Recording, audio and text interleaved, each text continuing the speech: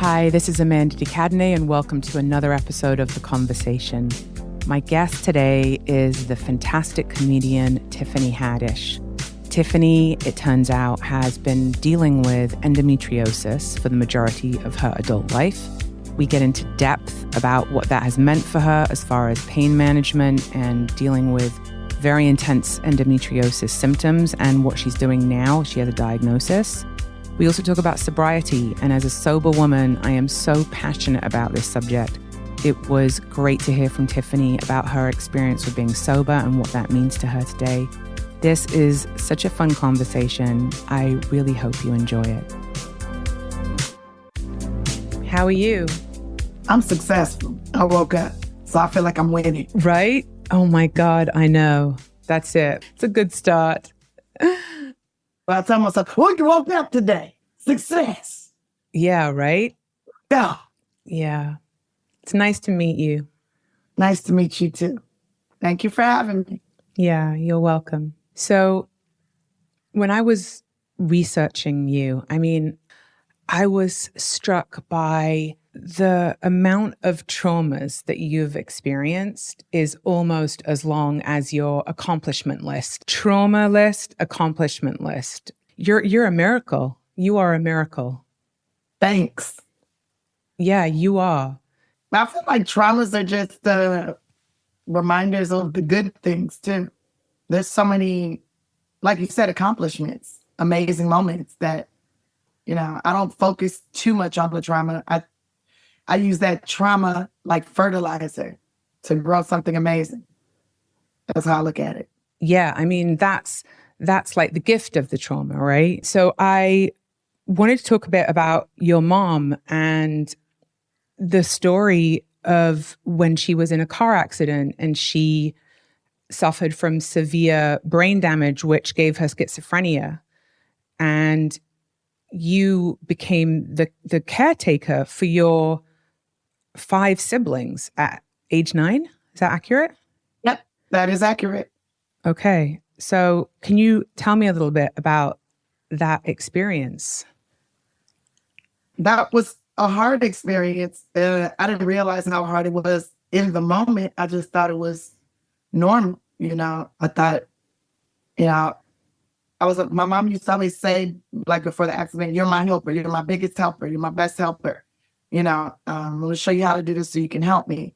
And that is what I thought I was doing. And that is what I was doing. And basically everything she had taught me up to that point, I was teaching her. I was teaching my siblings. And I was just trying to make sure we all survive and live and thrive. I didn't know what I was doing a lot of the times. Sometimes when I look back on it, I'm like, man, I was advanced. Yeah, you were 9 taking care of 5 children, and your mom. Well, it was just, if we include myself, there was just 4 of us then. And then when I was 11, that's when she had my baby brother by the time I was 12.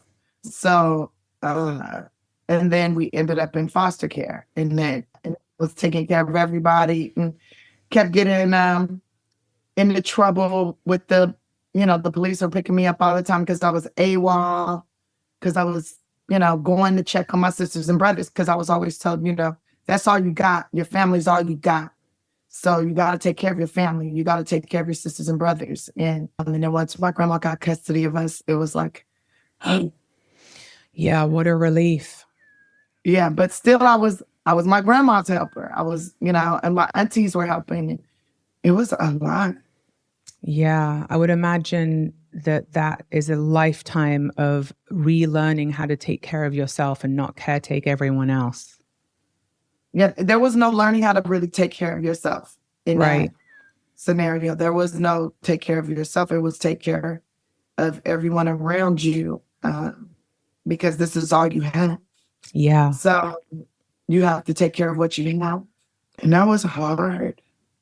Yeah, that is a lot. There was a lot of me wanting to cry, but not crying because, you're not supposed to cry. You're a strong Black woman. You're a Black girl. Black girls don't cry. Don't be a crybaby. You're not a big baby. You're a big girl. no crying. At 9. Yeah. And there was really no time to do that. There's diapers that need to be changed, food that needs to be made. There's, homework that I need to do that I don't know how to do. So how am I going to figure this out? Let me make some smart friends. I know how to find smart people.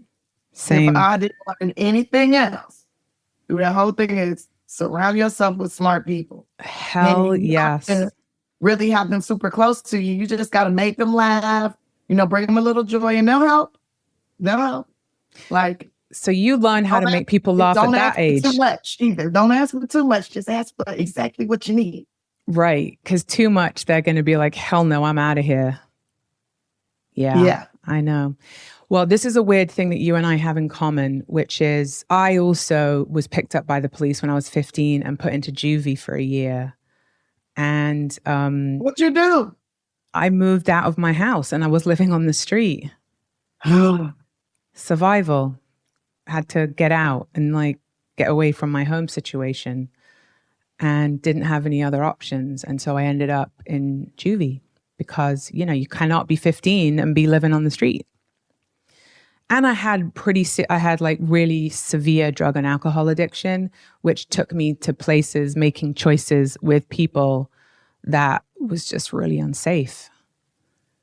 I'm learning now, I had friends that used to drink and stuff when I was a teenager and they used to do drugs and all that, but it wasn't really something I was into. And I just thought it was that's that one person's problem or that's that person's problem. And now with my journey, I'm learning that it's an epidemic. It's a big deal, especially with our youth, because they're trying to figure out a way to cope with their feelings.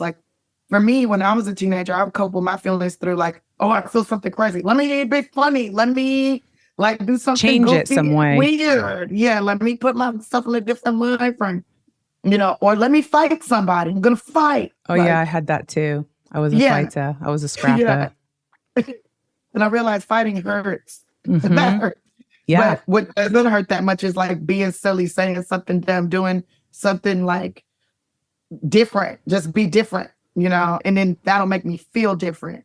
Push that shit to the side and think about something else, outside. Yeah, but at some point we realized that the side is still inside us.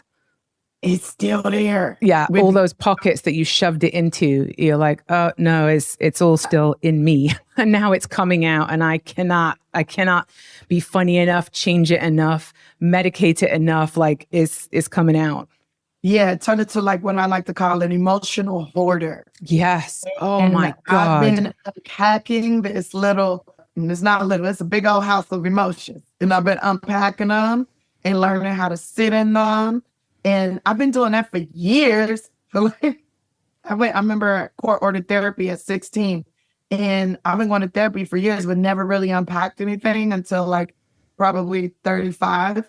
And I realized it's a mansion of fucking fucked up emotions and shit. Yeah, I love that. An emotional hoarder. Wow. Yeah. Oh my God. Can I borrow that? Or is that going to be in your next book? Borrow it. Use it. Okay. Because I really love that. And that's exactly what we do. So how has that been for you unpacking all of that now? It's exhausting, but so I haven't drank any alcohol, smoked any weed or anything in 72 days. Congratulations. Right? Thank you. That is a big deal. It's not hard. It's not that hard. Okay. I mean, not that hard because it wasn't really my main thing anyways. You know what I found out my main thing is? People. Men. What? What? Meat. You. Meat. Oh. Meat. Not me. Meat. What? Chicken, beef, what? And candy. Oh, food. Wow. Okay. All right. That's good. You know that. So I got diagnosed with endometriosis almost a year ago now. Oh, I'm so sorry. I'm navigating this with my 17-year-old daughter right now. And man, I'm learning so much about it. It is the most painful shit in the world. And I've been dealing with this since I was 13. And I'm thinking, just it's normal, My Because grandma women's was pain dealing is with normalized. it's normal, White right? So women's pain is normalized. Black women's pain is beyond normalized. I found out, so I thought I had a prostate too. I thought I had a prostate. That's one thing you don't have. I thought I had a prostate forever. I thought I had a prostate because when I was 13, I got toxic shock. I was in Children's Hospital. I had to get my first pap smear. That's how my hymen got broke.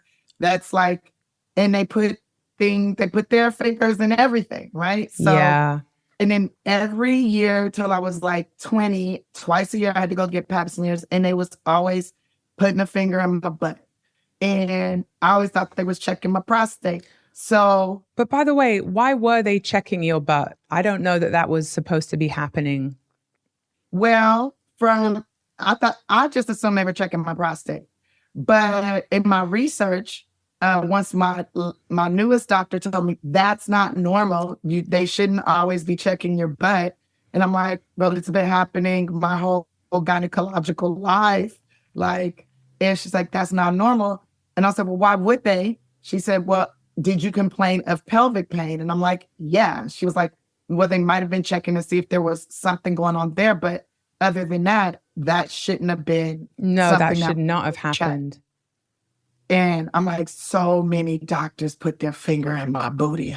Yeah, dude. And you know what? That's unfortunately, so many doctors are inappropriate and are, that's an abuse of power. They do not need to be doing that. But I didn't feel like they were doing anything nasty around to me. I felt like they were helping me. And then, I'm like, dang, so many nurses were standing right there, like watching that. And they didn't say like, well, why are they doing that? Like, they didn't, Because like, they're probably uncomfortable and they don't want to lose their job. And they also don't want to question authority. Like, we're not raised to question authority, especially like doctors and, people who are supposed to like help us. But when you start to realize how many of those people in positions of power abuse it all the time, then you're like, oh, hang on a minute. I've got to be hyper vigilant about everyone that I'm giving any kind of agency to. exactly, because they are all humans. They are all humans and we're imperfect. I'm waiting for the aliens to come, girl. I'm with you. So wait, let's go back a second too, because I want to come back to the endometriosis piece of it. But, unpacking the emotions and finding out that like food and meat are your things, right? That's really common when you take away the weed and the alcohol. Then like for me, because I've been sober a very long time, 20 years now, and which is a miracle. And when I first got sober, food came up for me, like sweets and cakes and cookies, like it's like whack-a-mole, like that came up. And I was like, oh, what do you mean? Like, I can't stop eating now, And then it moved to sex, and then it moved to work, which is like the socially acceptable one to have, like fame and work and success. Like I stayed in that one for like 10 years because everyone was just like so happy with that one. That wasn't like a problem. I was earning a lot of people a lot of money and they were like, this is great. Everybody's eating. Yeah. Right. So it moved around. And the last one that I found out that I had was addiction to men. And that when I was in love relationships, I had complete love addiction. Like that was I was addicted to guys. And I was like, oh my. Men too. They're my favorite thing. Right. I got a wall up for these men that they got to climb over. And then there's another wall right there. I know. There goes another one. And while they just getting over that other one, I'm busy building one more wall for them. And then I got a moat, and there's alligators in that moat, and there's piranhas in there. They're not gonna make it. Well, only the ones that are really worthy will make it. Right? Those are the only ones that should be making it at this stage of the game. Yeah. Right? Yeah. There's somebody who can find a fast pass, and I'm looking for the fast pass to my heart too. So, oh my God. The fast pass to your heart. No one's going to get that. They're not going to, I don't think so. I don't think so. I think it's going to be an alien. You're waiting for the aliens. Rightly so. Why did you decide to stop the weed and the alcohol? Do you consider yourself sober? I consider myself being obedient to the law. Okay, it's like a court mandated thing.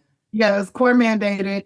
2 years I've been waiting for my hearing in Georgia, and what happened in LA triggered Georgia, and they're like, okay, we want you to do drug and alcohol test. And I'm like, cool. And so I'm doing them, and there's no problem. Like, I've been passing every single one because I haven't been participating. I wasn't participating much in the first place because I was only smoking weed on my period because it was so painful. Oh, for the pain. Yeah, for the pain from my period. And I was like doing the topical creams and the suppositories and the trying to figure out how to eliminate that pain. So then when that was all taken away from me, then I'm like, okay, let me try this whole vegan. Like every year for 30 days, I do vegan. But this time I was like, I'm going to go raw vegan and see how that goes. And I feel like my jawline is impeccable right now. And I feel like I have the biting power of a pit bull. Like my jaw is so strong. And I have all this energy, but when I'm tired now, there's no pushing through it. Because the pain is so intense and stuff, there's no pushing through it. I'm taking the hormones the doctor suggested. It's been making my hair fall out. So I kind of don't want to do that anymore. But I'm going to do it till, I'm going to give it 6 months and we'll see. I'm so sorry. I'm so sorry that you have endometriosis. I'm so sorry. I've decided that in my past life, I must have been a horrible man.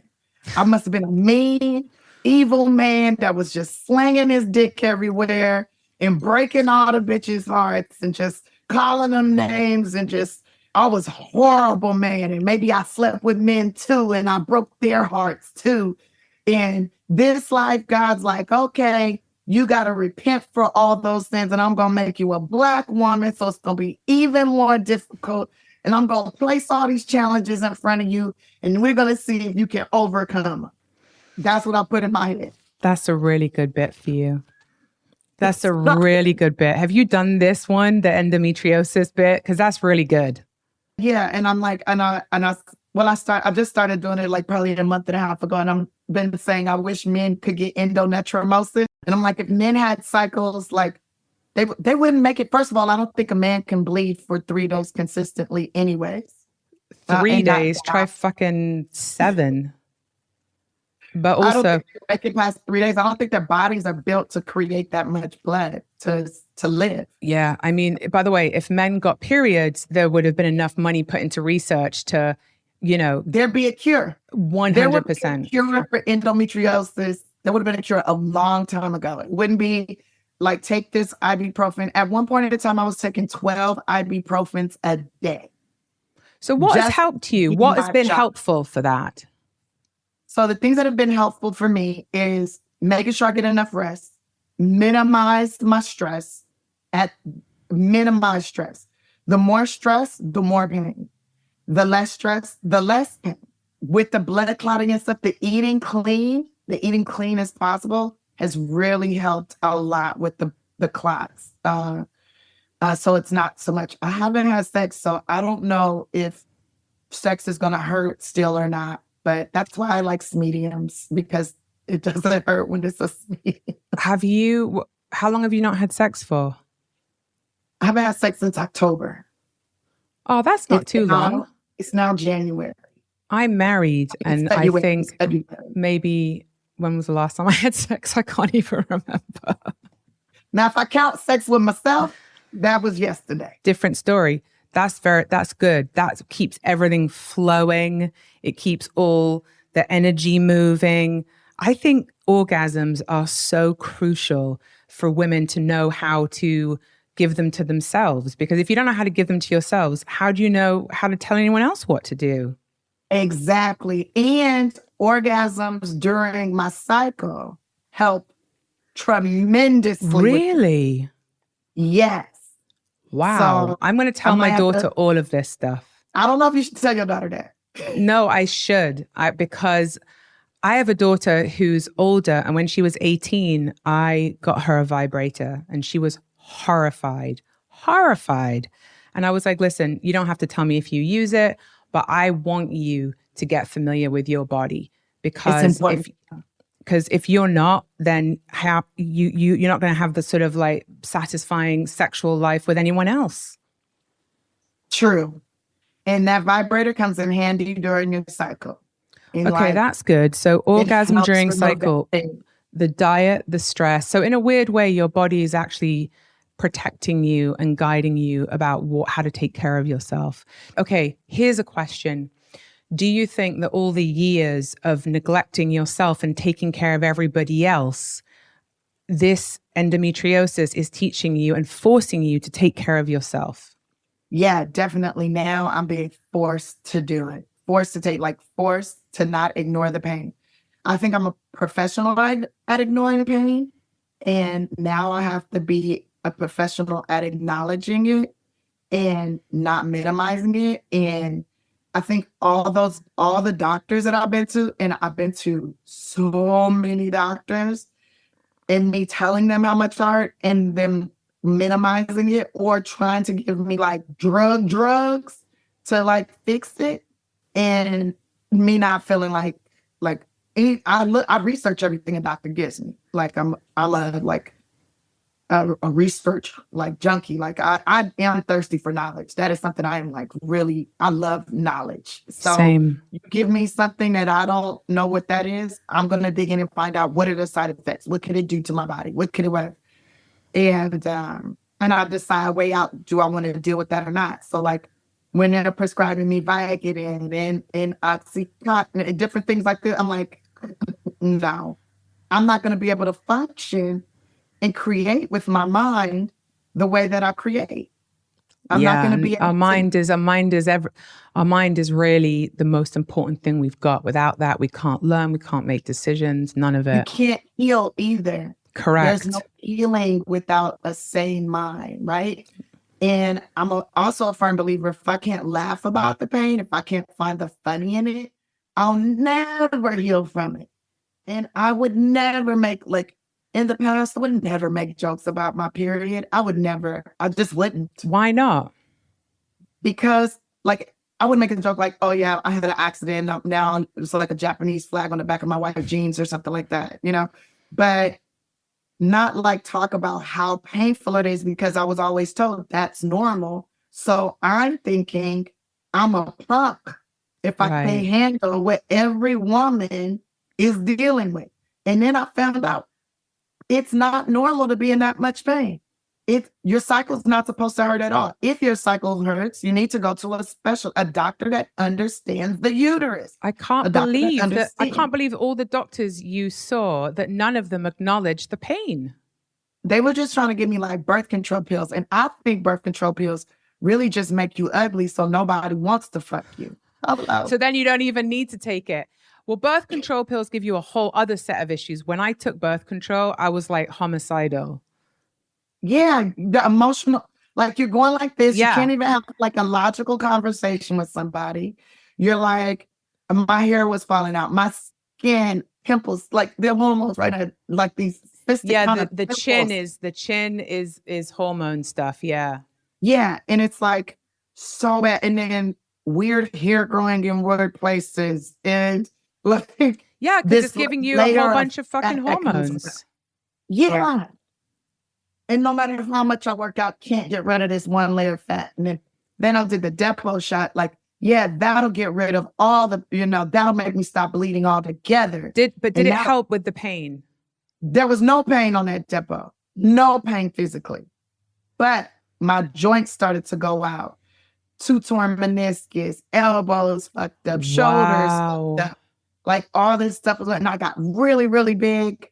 And the world would say, you're normal. That's thick. That's nothing. But for my skeletal structure, for me, I felt like an elephant. It was like so hard to move. Oh, yeah, it's the worst. You just don't even recognize your body. You're like, who is that?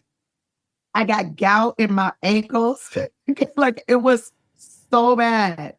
So it was many like, women suffer from this. It's so good that you're talking about it because, I mean, because my daughter is dealing with this, I've had to like get crash education on it. And the more women I speak to, I'm like, wow, there's an epidemic of women with endometriosis. and what I've learned is sugar feeds it. Sugar feeds it. Inflammation, like it's inflammation in itself. But if you eat foods that inflame your body that you might like your body's not really connecting with, it's going to be a problem. And the way that food is so genetically modified these days, yeah, it's terrible. It makes it even worse. So I started my own garden like 7 years ago now. I started my own garden and I've been growing my own food and stuff. And wow, I know that helps a lot, eating from my earth.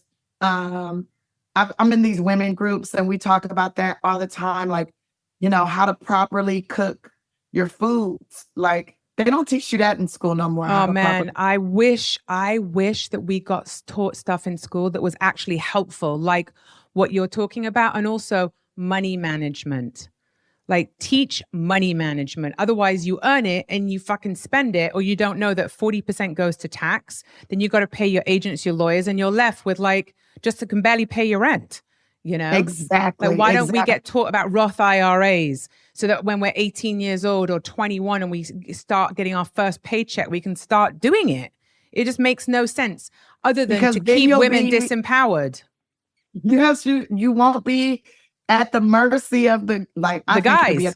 Of the government, not even the guys, mercy of the government.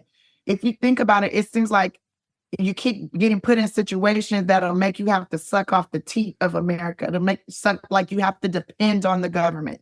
That's true. And I'm trying to figure out how not to be dependent on the government and how to teach people not to depend on that. Yeah. Right. And if you're in chronic pain, if you don't know how to fix that, if you don't know that dandelion tea is very helpful, like if you don't know that, exercise is extremely helpful. Like there's so many things that are helpful. Will it cure it? I don't know. I don't even know if will there ever be a cure? Menopause, maybe that's the cure. But then menopause is a fucking piece of shit too. Oh, dude. I mean, like the amount of women who are struggling with perimenopause. You can go into perimenopause at 35. But right? Why? But why is that happening?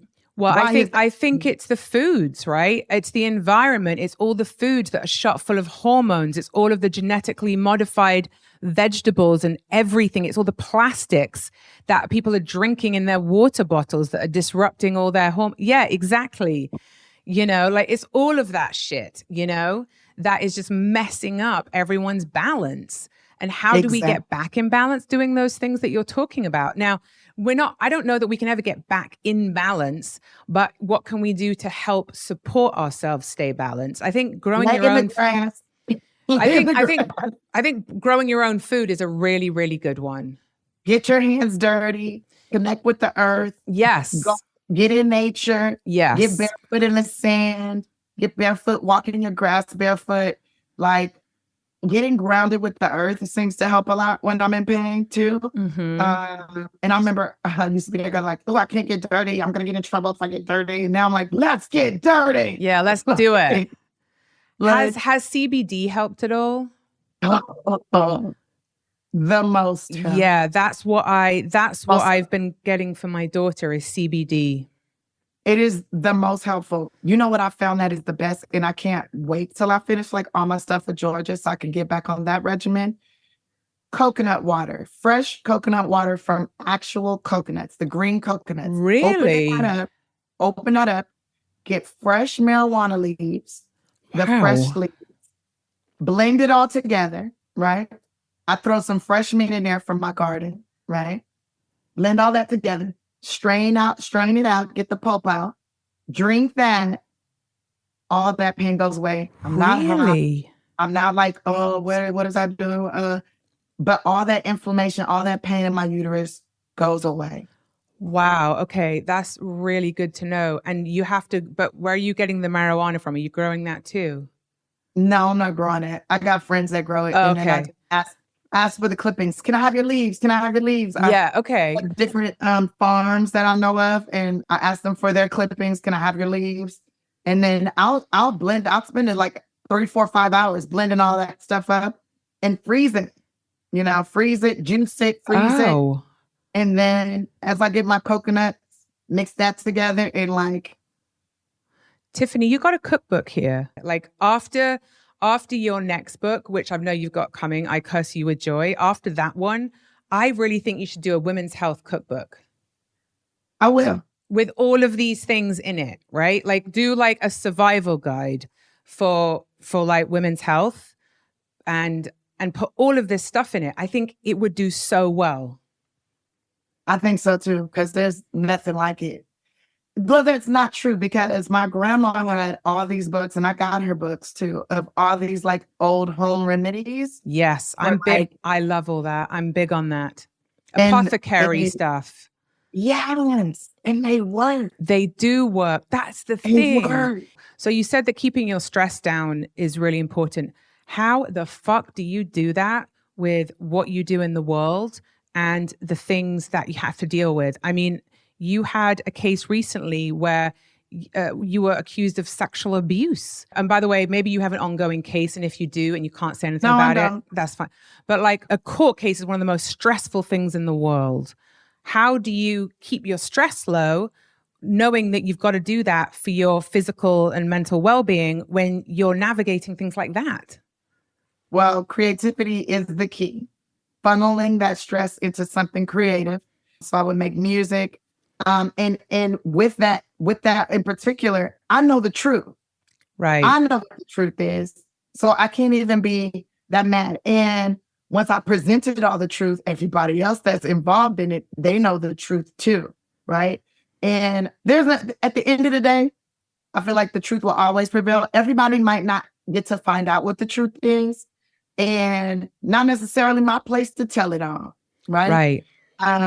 But it will be told when it's supposed to be told. Right. And I'm more concerned about the safety of those children, the mental health of the children.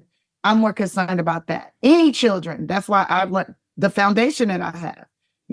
That I was not safe as a child.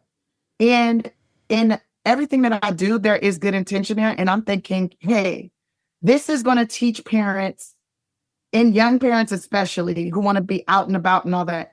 Don't leave your child with just anybody. Do not just run off this person's here. You don't really know them. Really pay attention to them. Really understand their history. Really know what they're going through. Just because that person's a family member doesn't mean they're safe. Yeah. Did you have... And maybe if you can't take your kid with you there, maybe you shouldn't be going there. Right. Yeah. Did you have experiences when you were a kid with people who were unsafe and inappropriate with you? Yeah, the first foster home I was in, the old man that lived there is like foster grandpa or whatever. He was sucking on my titties every day before I went to school. I'm so sorry. And I thought he was helping me. It didn't hurt. I was always told, if someone hurts you, if they touch your private part and it hurts you. Like, he didn't touch my coochie. He didn't touch my private part. I think I just had little, very small little.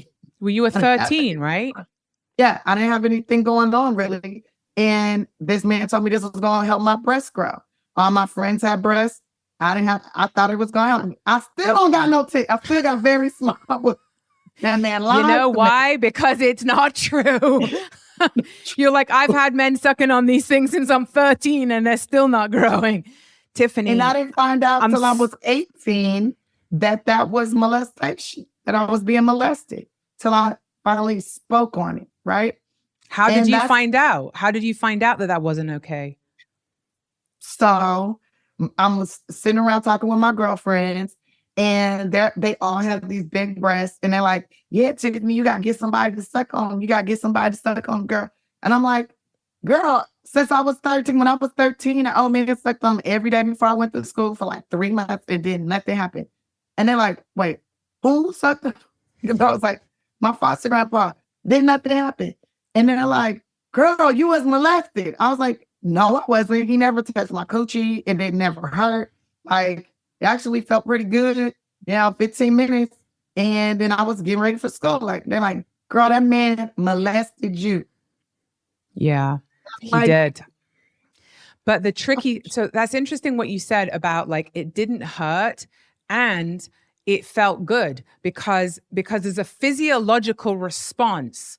It's like you prick your finger, it's going to bleed. It doesn't mean that's something that you want. You know what I mean? It's like there's just a physiological response. And that's what's really hard with young kids, for them to identify that what's happening isn't okay, because they're like, well, I don't know, it kind of felt good as well. And so you're like, it's hard for them to understand, like it was for you, that no, that still doesn't mean it's okay. Right. It's a whole missing piece. So in the foundation that you have, what is the focus of that foundation? So the focus is to get these kids life skills, to get them the life skills and get them placed, so we've mainly focused on kids getting ready to go on to college, but all children, all ages that are in the foster care system, we get them suitcases. That was like my first thing that I wanted to like do, was just get everybody suitcases. Because when I was getting moved around from house to house, my stuff was in trash bags. And I felt like I was garbage, because it would be like, I come home from school and bam, there's a social worker and all my things in trash bags. I'd be moved to the next location. And it's not even all my stuff. Some of the stuff is some other kid's stuff that was in the house. And I'm like, that's not mine. This isn't mine. This isn't mine. It got to the point where I would go through the bag before we get in the car to make sure it's my stuff in there, right? Let me go look in the room and look in the drawers and make sure it's my stuff.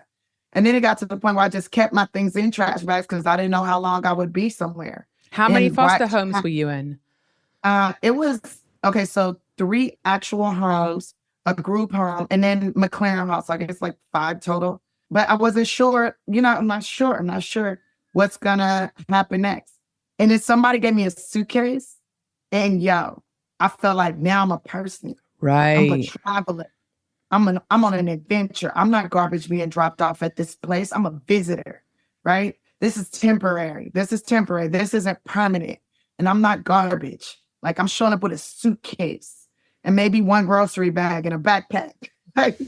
So it made me feel better, right? And I wanted to just make sure no kid feels like garbage, because they are not garbage. Yeah, that's right? Beautiful. And you might be getting treated that way. You might be told that you're garbage. You might be told that you're not shit. You might be told that you're ugly, that you are a waste of sperm, you're a waste of this, and all these things like that I heard over the years.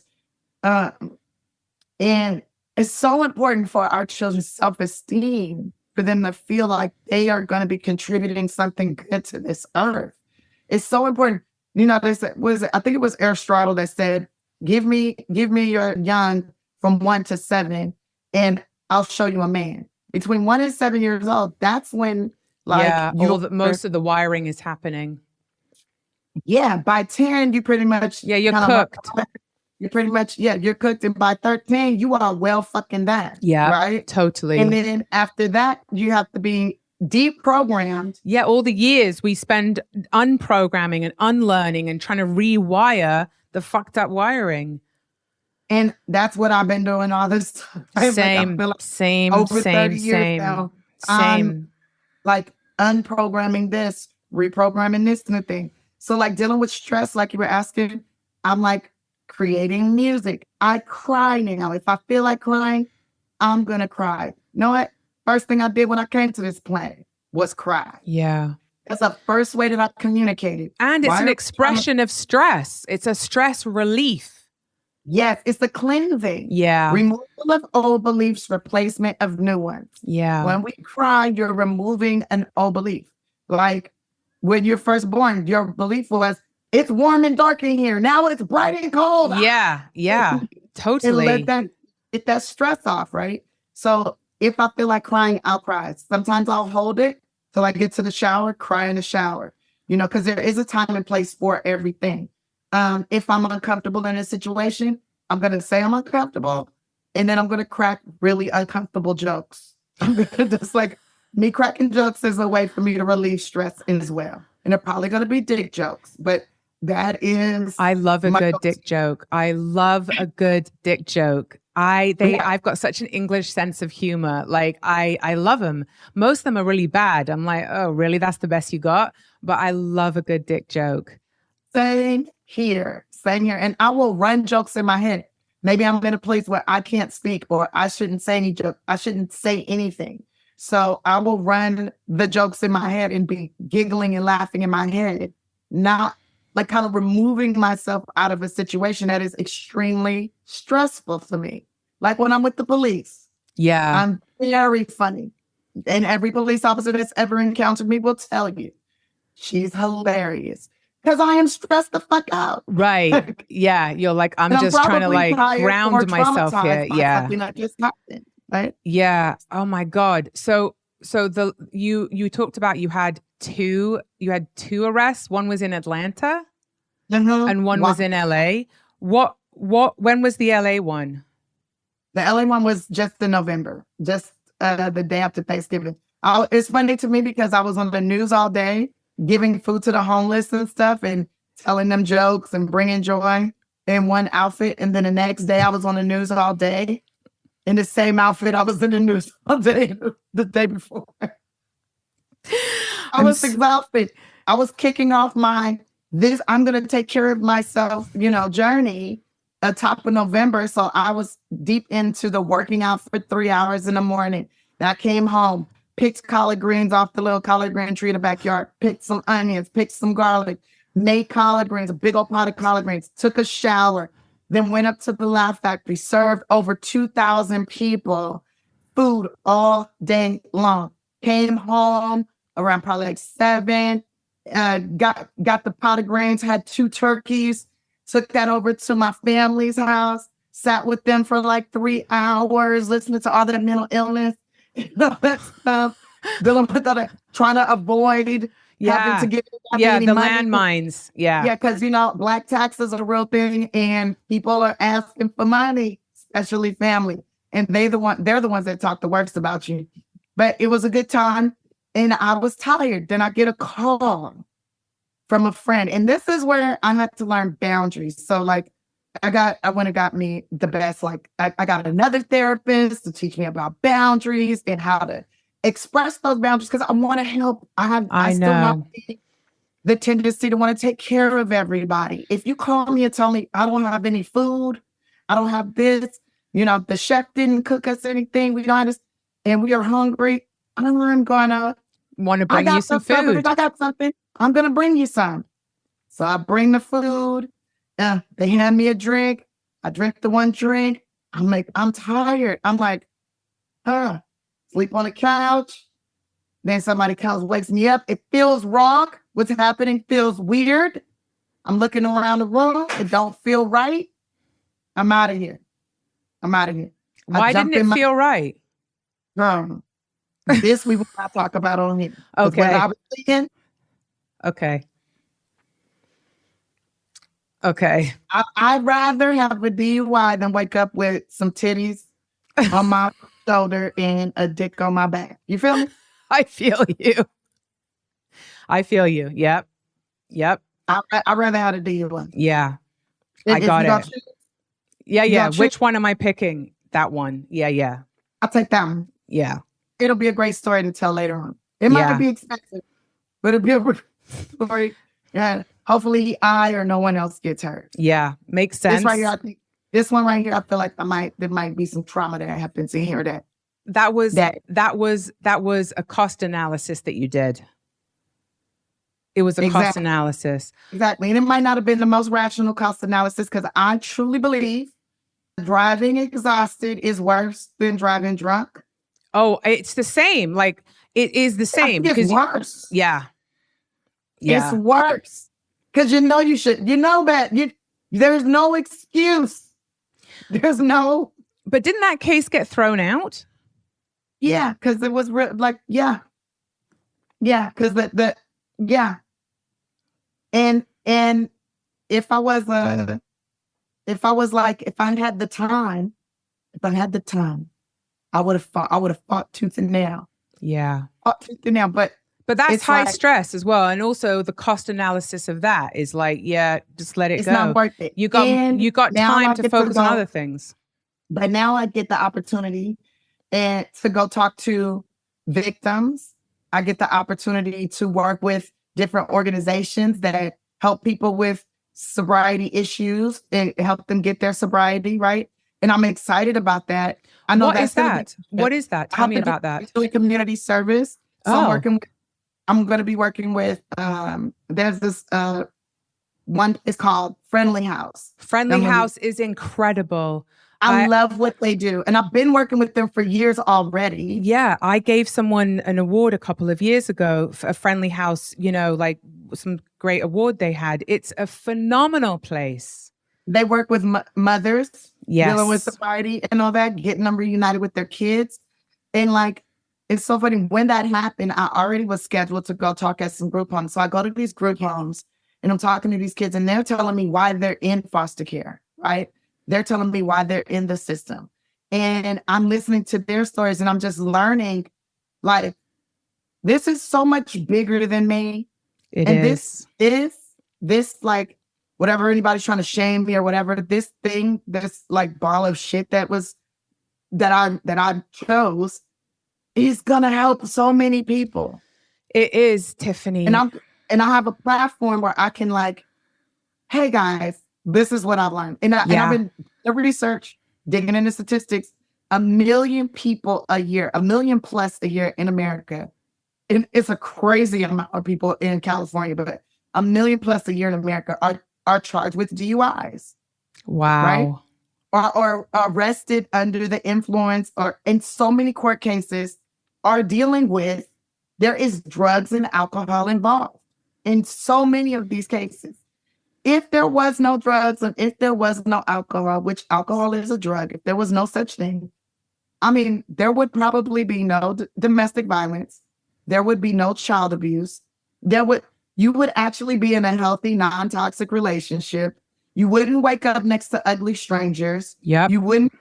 There's so many things. You probably wouldn't get raped because guys would probably think twice before they like take action with stuff like this. Like there'd be something, when I think about that foster grandpa that was sucking on my titties, I didn't know what that smell was then because I hadn't been around people that drank. You don't know, but that probably has a large. But he smelled like beer. Well, there you go. He was drinking beer before he came in there and sucked on my titties. And like, here's the crazy thing. It's legal. That is a drug that is legal. And look at all the behavior that's attached to it. So many behaviors. So when I'm on stage now, I'm like encouraging people 60 days. 60 days. If you could go 60 days without drinking, just take note of how your world changes. Just look around at your world and see how things change. I took it a step further and said, if every minority stopped drinking for 60 days, the court system would probably collapse. It would probably shut down. Well, then they'd have to find something else to peg on people to get their quota of tickets that they issue. Because it would be nothing. There would be no domestic violence wouldn't happen. You know, on the Super Bowl, so illness would be down. Yeah, Super Bowl, the increase in domestic violence goes through the roof. Like there's these key days they can see where, you know, domestic abuse just skyrockets, and it's around things like Super Bowl because people are getting fucked up and they're beating their wives and their partners or whatever because their team loses. Right. So do you think you're going to stay sober, or you don't know because you're going a day at a time here? I'm going to tell you, I'm definitely not going to be drinking no time soon unless this is the only thing that's going to get me drinking. Okay. I got a few reasons why I might have a drink. Okay. Tell me them. I win an Oscar, gonna have a shot of vodka for that. Okay. If one of my family members die, I'm gonna have a shot of vodka for that. Not a whole bunch, just a shot. And if I get engaged to be married, I'm gonna get shit-faced drunk one night just so he can see my full crazy. What's gonna happen then? He might be like, not sure about this. But that'll be it. Because I have to say, in these 70 days, like waking up and not having all my joints on fire, my body feeling like it's burning, the aching, the brain fog, all those bad feelings, not feeling that, I feel like it's 1998 again. I feel like I'm a teenager again, right? And now I'm only having the pain when my cycle comes on, right? So like to not feel like a snail all day, like I'm just trying to get out of this fire is amazing. Yeah, it is amazing, So isn't it? why inflict that on myself on purpose? Because addiction is cunning, baffling, and powerful, and it makes no sense, and it's illogical, and it doesn't give a fuck what the consequences are. That's why people do it when they know better. Is it addiction, or is it a parasite inside of our intestines that wants to live, and it lives off that bullshit? Well, addiction, if you will. Well, some people believe that underneath addiction is trauma, and that people are. Have you read anything by Gabor Mate? No. You got to read. I want to send you a pack. I'm going to send a little package for you. He's written amazing books about addiction that I think you'll find really interesting. And he talks about how underneath addiction is trauma, and that, right? So if we're not treating that trauma, or the parasite, as you may call it, then how the fuck are we supposed to not self-medicate in some way? You've got to do the work to treat the trauma. Yeah, that's why sometimes I want to like cuss a lot of people out. Like during this process, I've been wanting to cuss people out. I've been feeling like, oh, I want to fight. Like back like when I was a teenager, like it's 1998. So then I check myself and I will turn on music, or I'll play music in my mind, and I'll just start dancing. Get that energy off, get that stress off. Get it out. If I can't cry right now, then I'm going to dance. And if it's like I'm in the wrong place, like I'm in a courtroom, can't dance in a courtroom, but I can dance in my mind. Right. You have a powerful mind. You have a really, really powerful mind. My imagination is off the chain. And if I think about something long enough, it happened. Manifesting. What is one of the biggest things you've noticed about yourself that you didn't know in the last 70 days? Or what is it, 72 days? Yeah, 72 days. And I think other than the meat and the sweets. The meat and the sweets. That I'm not really as sexual as I like to think I am. Oh, yeah. Yeah. I'm not really as I thought I was a horn dog, but I'm really not. Isn't that really interesting? So alcohol increases, or maybe you're playing a role of what you think you should be to be desirable to people. Yeah. And also I noticed that I've learned, I did some sleep studies. I got sleep apnea. Oh, you did a sleep study. I have to do one of those. I've been taping my mouth shut at night. That's what I started doing. Like, so I started taping my mouth shut like a year ago. But it rips my skin off. If my lips are dry, it's like it rips a bunch of skin off. But do you use the KT tape? What kind of tape are you using? Duct tape? No, it's awful name. It's called hostage tape. Use the athletic KT tape. The tape that you use for like your knees and stuff that the basketball players use. Okay. Use that tape. And I've been using it on my forehead too. I've been taping my forehead.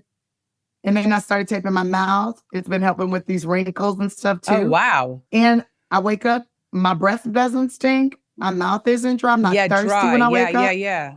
Like cotton mouth. And they say if you're breathing through your nose while you're sleeping, then you're going to be more beautiful. And it helps your body to cleanse better. Well, you go into REM sleep. So your body can actually sleep is what is crucial for regeneration of cells. It actually cleans the plaque out of our brains. Yes. So if we're not going into that REM sleep, we're not regenerating every day. Exactly. Okay, you got sleep apnea. You love me and sweets. I got narcolepsy. I think I got narcolepsy too, because I find myself when no one's talking to me, and if I'm just sitting there, it's quiet, or it could be noisy, I would just fall asleep. Oh, interesting. Maybe you and then do. It's like I'm in another place. It's like my body's asleep, but my mind's awake, and I can hear what's going on and stuff, and I can repeat back everything that happened in the last 30 minutes. But also, I feel like I go live another life. I might be nuts. No, I don't think that's nuts. I don't think that's nuts. I think it's a way of powering down so that you can just kind of not plug out, but like just detach for a minute. It's a lot. It's a lot. When you remove these substances from your body, all the subconscious stuff starts to come up. You need to sleep more. You need to rest. You got to slow it down, So I think that sounds like appropriate to me. Not that like I'm a doctor. Yeah. I've just got a lot of experience with like, taking substances out of your body and what happens, Yeah. Well, I feel really good about it. I'm not looking to put any substances in there that I don't have to. And when in those occasions that I'm talking about, those 3 occasions, I probably won't then either. I think our friend Jamie Lee can help you about what to do if you win an Oscar and to not drink. Yeah. I probably won't be drinking always. I'll probably be too busy dancing my ass off. I think you will be. Crying. I think you will be. To even want to drink. And then, but you know what I was thinking about? What do you think about this? I wanted to ask your opinion on this because I know you dibble dabble and know things. But what do you think about mocktails?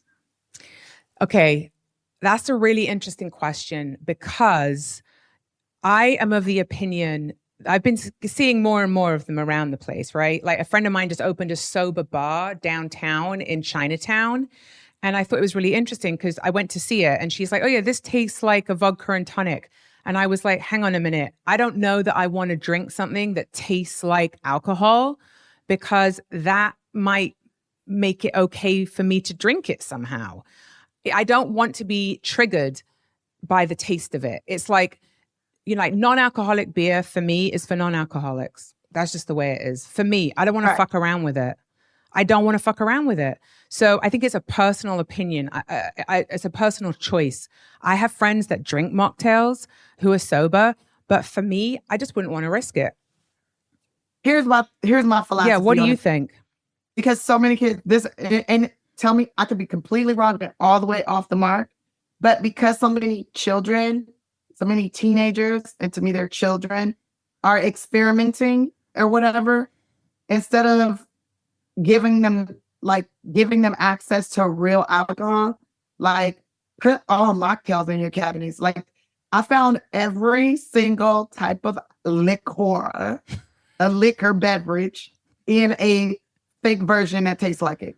So like there's the clean cold vodka and the ritual whiskey and tequilas and all these different things. And even Lewis Hamilton's like, he has a tequila, like a mock tequila, right? And it tastes like it's going to burn your chest out and everything. And you don't wake up fucked up the next day, but you never feel the feelings of it. Right. So when do you like the taste though? Because I got to be honest, one of the things I don't like the taste. The taste is fucking disgusting. Vodka. Exactly. When I used to drink, I used to have to disguise the taste of the alcohol with things that I liked the taste of because it was so gross. Right. You have to put so much, but like, I don't know. This is how, as I got older and I started realizing all this sugar that I'm putting in this alcohol that turns into sugar in my intestines, it's just adding more sugar, just making me fatter. Exactly. So then it was just like, give me the vodka on the rocks with a lemon and I'll drink it like that. And then I only have one as opposed to having 7 of the, cranberry vodkas. Oh, so you would have one vodka? One vodka. Oh. And I'd be good. And what I noticed is I would be deaf too. I'm already partially deaf because my mom used to hit me in the head and shit. You drink one thing and I'm like, so loud, so obnoxious because I can't hear shit. I'll be in a nightclub and be like, Kim, what time we leaving? You driving, right? Like, she's right here. She's right here. You got to do that as a bit too. You got a whole sober bit coming. Also, you know what I realized too? I'm even more fun sober than I am. There you go. There you go. I'm so much more fun. And I remember everything. And I'm even quicker. And I'm not as mean. When I'm intoxicated, I can be mean. And I'm like mean, like evil to people, but like the words that come out. Yeah, wicked. I choose the meanest words. Yeah. And I'm also more uncomfortable that when I'm intoxicated than when I'm sober. Because I'm like, when you first had that one drink, like your body aches a little bit before it really like takes effect because it's poison. It is poison. It's got a fucking skull and crossbones on the bottle. And we're like, yeah, let me have another one of those. It's so literally so wild. And so then you're like uncomfortable for a minute and then it like settles in and then you're like, okay, I'm loose. And like, oh, I don't feel the pain in my knees anymore. I don't feel the pain in my back anymore. I don't feel the pain in my uterus anymore. And the pain is still there. You've just blocked your sensors. That's right. So now when you wake up the next day, it's even more pain and you're swollen all over. And you're like, did I fall? What happened? Did I fall last night? And like, no, you didn't fall. Okay, let's talk a little bit about your book that's coming out, but not too much about your book because it's not out for a while. It's not out till May. So we're just going to like touch on it. So we've talked about a lot of things that's in that book already. Okay, good. So the book is basically covering something. So the first book I wrote, Tiffany Haddish, The Last Black Unicorn, there was so much. There was like 400 and something pages at first. And I hate super long ass books personally. So I had took a lot out of that book. And those things that I took out, I put in this one. But also like, you know, as you're reading it, you'll realize, oh, Tiffany's been unpacking those emotions. Yeah. She's unpacking that shit. Like, and so I'm unpacking a lot of things. And I realized that like over the years, I was cursing myself all the time. I was always like, I was very mean to me. Yeah. Very, very mean to me. Very, you're not good enough. Your body's not good enough. This isn't good enough. Very mean Critical. to myself. Yeah. And it was coming out in the world. Like, and then the world is doing that to me. And once I started being like, Tiffany, I curse you with all the love. You are loved. I approve of you. I love and approve of you. Once I started talking that way to me, then the world started coming at me that way too. And I can always tell when I've been kind of mean to myself. Because sometimes you forget you're being mean. You don't even realize you're being mean to yourself. You can always tell by what happens around you and to you. Yeah, what comes back at you, because we attract what we are. Exactly. That's what sometimes I see these guys, they're like so cocky and they're like, I'm the best, I'm the whatever. And they're like fucking dicks. And everything good happens for them. I know. Because they love themselves.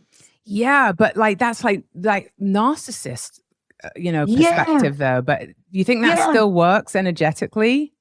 No, it doesn't. Because after a while, that's false confidence. False confidence. And after a while, I had a lot of that. And people start telling them about themselves. Right. Start calling them out on their shit. Right. And then they start hearing that playing in their mind. Right. And then instead of adjusting the shit, they stay in the shit. And then the shit starts to stink. Yeah. Well, and then they're like, oh, shoot, I got to make major changes.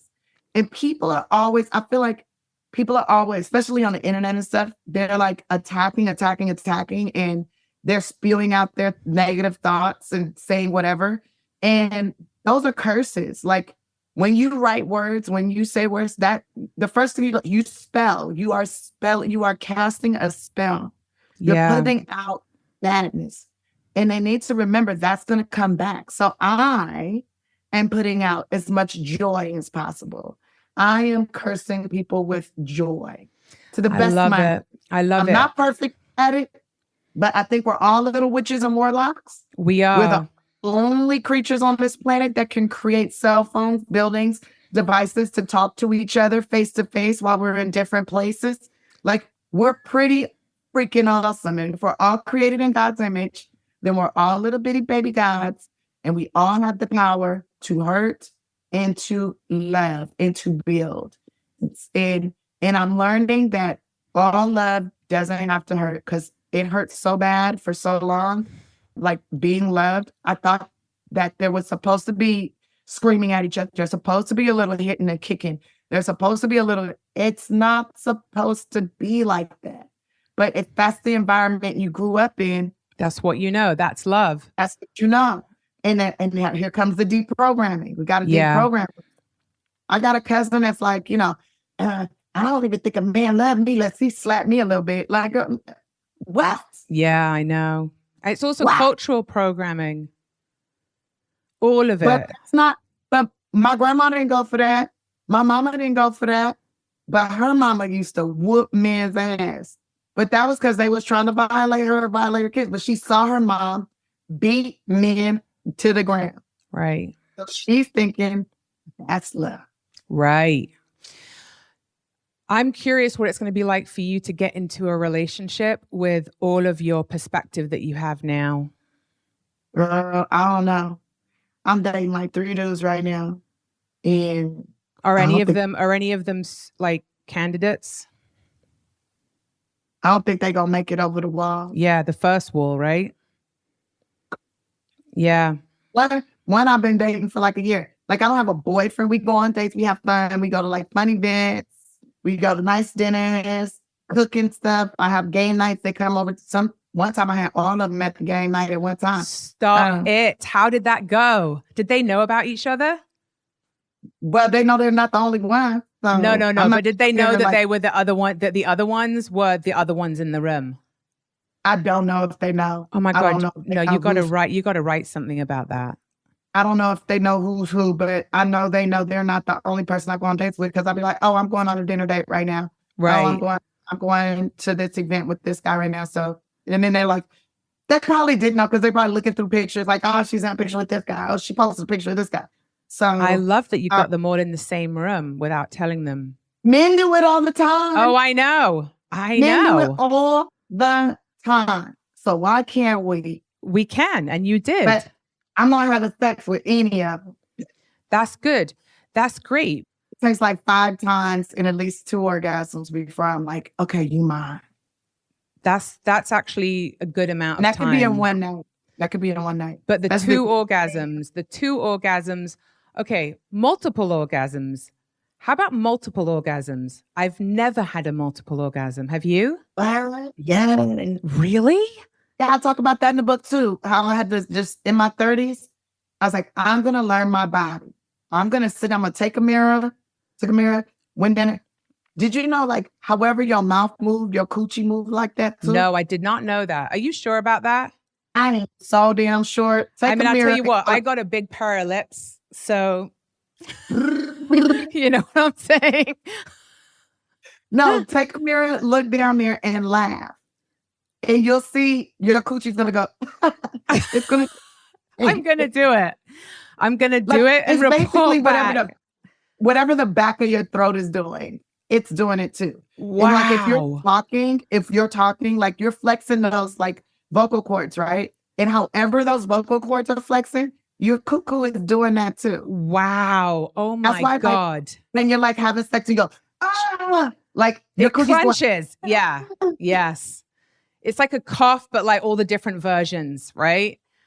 Oh my God. So you spent time learning that, and yeah, and I know exactly where my G spot is. So I know exactly what needs to happen. See, this is the education that is so important for everybody. And I'm going to tell you, while intoxicated, harder to climax. Very hard to climax. When you're not intoxicated, so much easier. Another pro for sobriety. Yes, very, very much a pro. Also, I've learned that a lot of men do not like it when you boss them around. Most men don't. Most men don't. Especially during sex. Some men are like, yeah, tell me what to do. But like, I'm like, okay, to the left a little bit, to the right, up, now. Okay, keep it, do not change that position. And then they change it and you want to like punch them in the head because you were like, right. Yeah, right there. It's so annoying. It is so annoying. But so important to have that dialogue. Even that girls are raised to not even talk about vaginas, or think about the amount of words there are for a male orgasm. And what have we got? Like flipping the button or something? Like, what is there? Yeah, no, I was about to say skeeting, but that's what guys do. But do you know what I'm saying? Like men have so many words for masturbating. They've got so many. And what do we have? Like 3 or something ridiculous. Fiddling the beam. This is what I'm saying. Playing with the man in the boat. Rubbing it out. Rubbing it out is more of a dude's one. Yeah, but you kind of do got to rub it. It's true. It's true for us. But like even the language. I call mine Luther Vandross time. Stop it. Why? Because I put on Luther Vandross music. Really? Wow. Is that for self-pleasure or for partner pleasure? That's for me.